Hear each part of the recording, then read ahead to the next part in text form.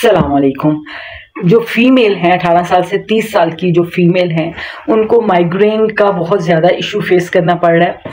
उसका वजह ये है कि ये जो 18 साल से 30 साल की ख़वातीन हैं ये अपनी सेहत का ख्याल बिल्कुल नहीं रखती।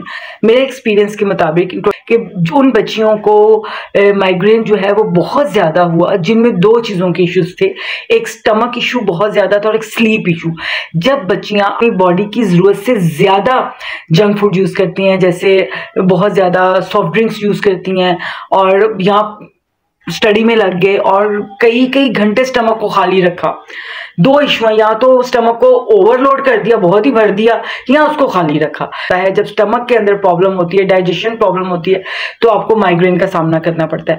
दूसरा स्लीप इश्यूज होते हैं, जब आपकी नींद डिस्टर्ब होती है, या तो आप अपने काम का, अपनी स्टडी का, किसी चीज़ का भी स्ट्रेस लेके पूरी पूरी रात जागते हैं, आप जो है 22-22 घंटे 18-18 घंटे जागते हैं, या फिर आप 18-18 घंटे सोते हैं। तो जब आपकी नींद जो है आपकी बॉडी की रिक्वायरमेंट से कम या ज्यादा होती है, तब भी आपको माइग्रेन का इशू होता है।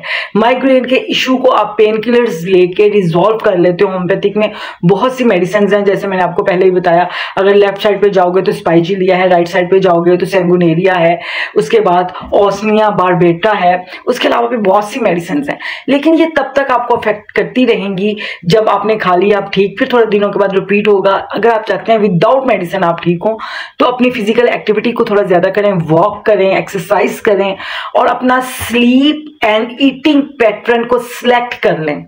एक टाइमिंग रखें सोने का, जागने का, खाने का, और एक क्वांटिटी रखें सोने की और खाने की।